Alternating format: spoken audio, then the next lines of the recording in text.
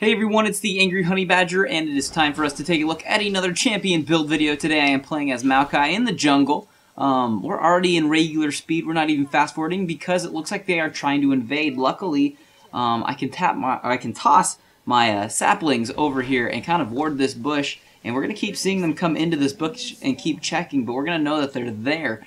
So kind of keeping an eye out. Typically, I would be setting these down earlier on my blue buff to deal the damage to blue buff, but I got to use them to keep the team safe because they have a Blitzcrank, as you can see. So he's probably going to try to steal my blue buff. So I'm going to keep tossing saplings over there. We're going to know they're over there. At this point, they did just throw a ward down to try to see when I'm going to be taking blue buff. And we're content to get into a fight. So we're going to group up over here because we should be. Luckily, we are all together. So we'll be able to kind of get in here and see if we can do some type of fight if that's gonna happen, or maybe they have backed off at this point. We don't know, and we don't want to send anyone in.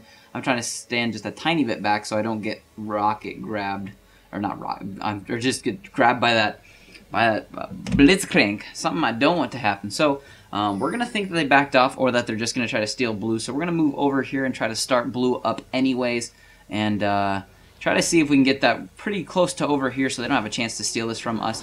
I'm going to get in here and do the damage I can. And the key thing I need to try to do here is smite it correctly, which right now I'm going to, and I barely smite it before he steals it. So luckily I am able to get my bluff without them taking it, and they waste their time trying to take it. So that's what just happened there. So little fun introduction of an instant fight going on, or basically a little bit of some trickery going on. But at level 1, when I am playing Mao in the jungle, I like to start with a hunter's machete and pots, because that's pretty much the item to take in the jungle, as we are finding out. And just going to do my jungle rounds like normal for the most part. I take my sapling toss at level 1. Typically I would be throwing those down earlier on blue buff, like I was saying, to deal the extra damage to the buff, because I can stack 3 of those up before blue buff will spawn. And then I typically, take 1 point in my Arcane Smash, which is my Q ability, which is going to knock back enemies and slow them. And then my W, which is Twisted Advance. Here I'm going to come out using my Ghost. We're going to pick on Elise, try to get over to her. I'm going to Twisted Advance over to her. And then I got like split-second lag there. Luckily, we are going to pick this kill up. She was ignited. Udyr runs in here, but he decides he cannot fight the 2 of us because we have almost all of our health. So I'm going to pick up a quick assist while helping out middle because he's getting pushed back fairly early. So another just heads up to all of you who love reading very enjoyable chat logs in the games. This is another good one. The enemy Elise is incredibly mad that I am good at ganking her and that she makes horrible decisions and all of that. So tons of fun stuff to read again in the chat log. So that is something you can do. And so the last time back at base, I was able to pick up my Spirit Stone, which is going to help me while jungling. It's going to give me the health regen, mana regen, and some of that still damage to enemy minions, or just monsters. I'm going to come in here, Twisted Advance. She's going to disappear up into her thing. She's going to have to come down, though. We know that. I'm trying to smash over to her. Unfortunately, at this point, I want him to retreat, and he's still chasing, and I don't know why, and now he's taking tower hits. This was dumb of him. So, he chases, and then she gets dumb, and she chases me. So I decided to head back over to her, and I'm going to be able to pick up the kill on her. So, both of the mids making mistakes. When she was going to get away, we should have just left her alone for a second, because we probably weren't going to go in there. I didn't really want to chase it, because I didn't know our mid, and I don't know how aggressive or unaggressive he was. So I was going to let her retreat, maybe come back for a gank. He overextended, but then luckily she overextended, so as she said, she called it lucky. I don't know how that's lucky that you're dumb enough to run back towards the enemy tank who has full life, but whatever. I accept your dumbness, and we'll take a free kill. So that's what's going on there, just some little explanations for that. Also, when I was back at base that last time too, I did pick up boots because I want to be able to be mobile for ganking, which we do address with a few other things too with our runes and masteries. So we'll go over that in a bit. But like I was saying with my abilities, next you have your Twisted Advance, which is what you see me when I come try to initiate in, which is going to root the person in place. Every time you level this up, the root duration is going to be increased. So that's one thing I do try to put extra points in, along with my Arcane Smash early on, so I can get a longer, or just a better slow on them. And then as for my E, which is my Sapling Toss, I take that early, but I don't usually max that out till last. Unless I want some more damage, in which then I will. Here I'm going to use my Ghost again. I do take Ghost whenever I'm jungling nowadays because it is fantastic for ganks and it makes them a lot more successful for your team. Just having that extra speed is amazing for ganking, so I highly recommend Ghost. And it is good for getting away too, if you need to use it for that. So not as instantaneous as Flash, but still very good. Then Oh, what else we have going on? And then finally, my last ability, which is my ultimate. Gonna actually get in a little bit of a fight here, chase her down, get a little bit of a kill, because that's what I do. And then I'm gonna run back over here, and we're gonna start working down on the scooter. He's gonna have to retreat, or else he probably would die to us. He might be able to kill me, but just gonna go ahead and retreat here, successful, pick up a kill. He was getting ganked, and we turned that gank around by me coming in and helping out for the most part. And then there's my ultimate, which is my Vengeful Maelstrom, which is going to, what is that going to do? I didn't write it down. It's a bunch of stuff. It's going to help you take decreased damage while your team stands in it. God, I don't know exactly what it does. Anyways, it's awesome to throw down in the middle of team fights, and it slowly builds up the damage from what you've been taking, I believe. So then when you do, like, turn it off, because you can manually turn it on and off, it costs you mana over time. It's on a very short cooldown. It's going to explode and do some damage. So basically, the longer it's up and more damage is happening in it, the more damage it's going to do when it explodes for the most part. So there I threw it down because, you know, I thought we were going to get a little fire right there, and you can just kill it off. And you can see it's on a 30-second cooldown real quick. By the end of the game, it's on a lot shorter cooldown. So, you know, look into that. It's very useful, and it's very helpful in team fights. So you'll see the positioning of where I throw it down when I am getting into fights with the team. Here I'm going to ghost in. Top lane just got in a fight. I'm going to try to get E. coli this kill. I do play with him, and I do know who he is. So I'm going to try to get over here, tank this tower, root her in place, and let him get that kill real quick. I'm going to pick up the assist too, which is going to be nice.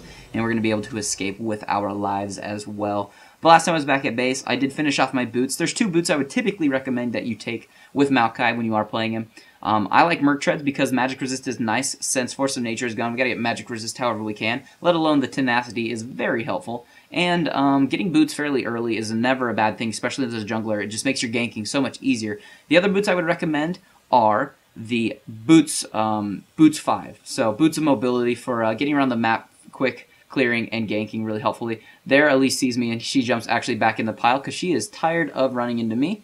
So that's going to happen there as they get in a fight because bot came up because we have finished off clearing the bot lane tower because our bot did a good job. And then as you can see, this next item that I did build is a catalyst, which is going to give me health and mana. And every time I hit level, you know, I'm going to get health back and mana regen back. So it allows me to not only keep jungling, but just stay out and pick up more experience while I'm jungling and laning and ganking. So it's very helpful. I am going to be building this catalyst into a Rod of the Ages.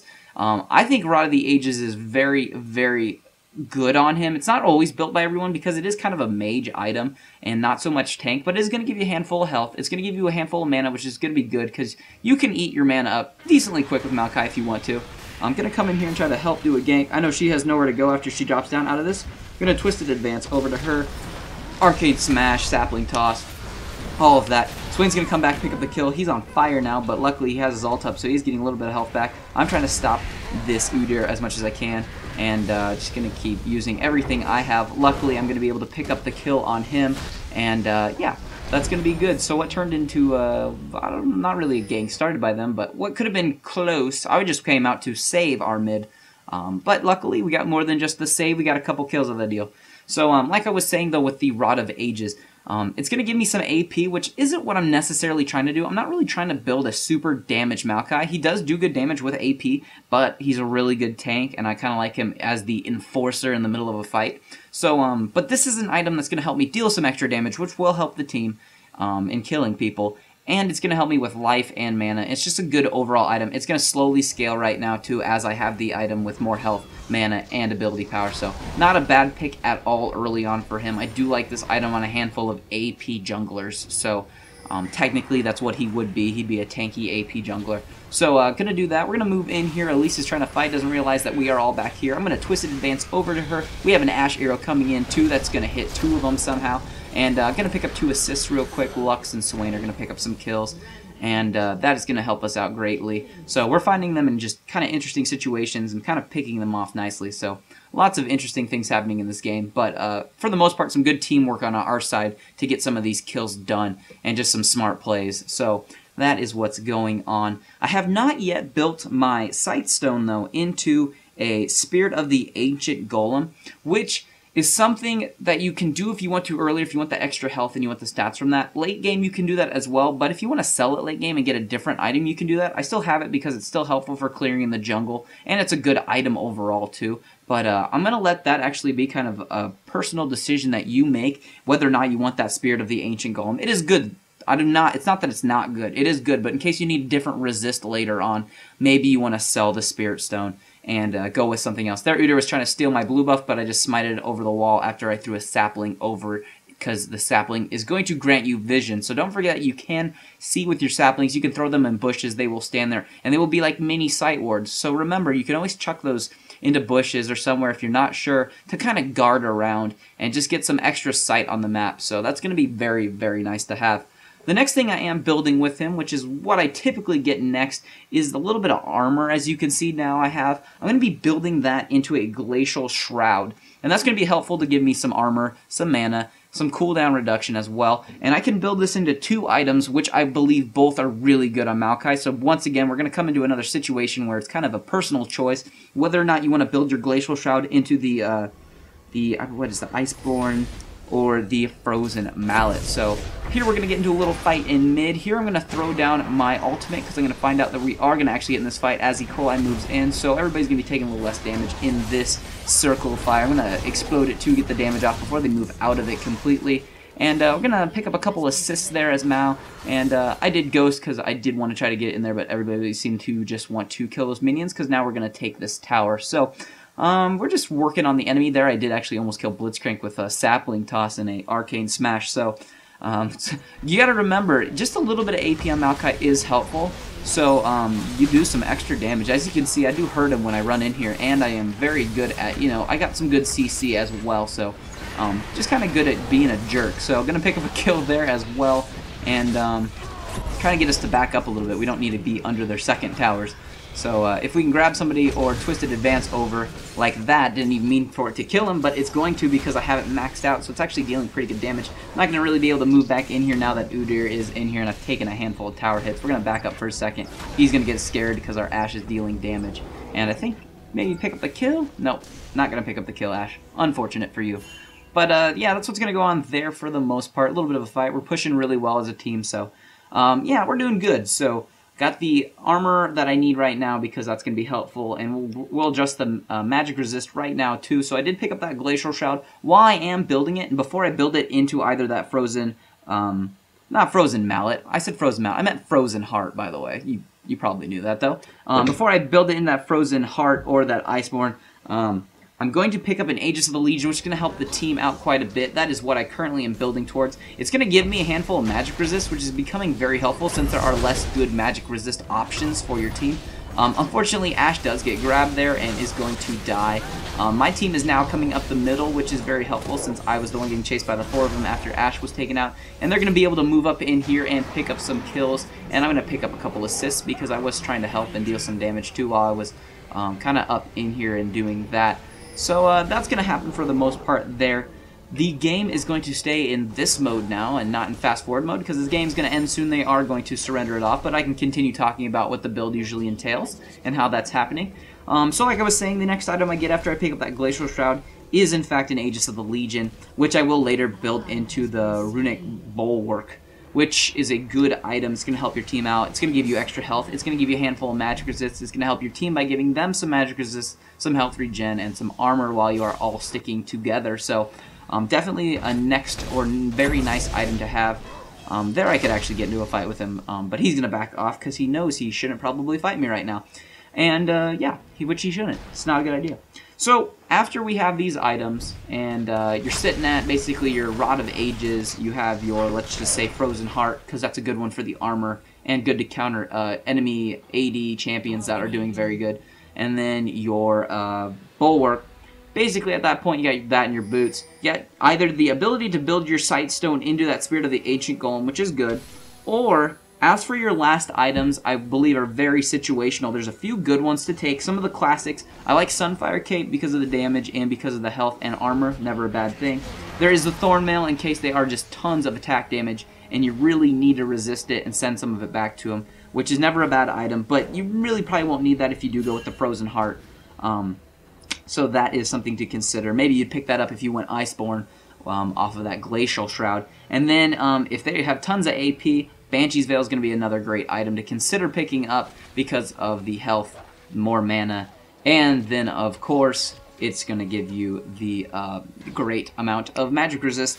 But another new item that I did just talk about too in the shop is Twin Shadows. And earlier you could pick up the gold per 4, or 4 gold every 10 seconds with the Cage's Lucky Pick, and you could build, in fact, a Twin Shadows on a Maokai, which is going to help him out. It's going to give him some AP, it's going to give him some magic resist, which is not bad, and then it is also going to just be, the item that it is and have that active where you can send out those 2 little ghouls and slow down 2 enemy champions and, get side over them. Like I said, we just went over this in the shop. So that's another item that actually I would highly recommend now to consider, depending on how tanky, non-tanky you wanted to go. So we're going to move in here and try to pick up Kill and Blitzcrank. I'm going to ghost in here because I want to get in a fight because I'm bored.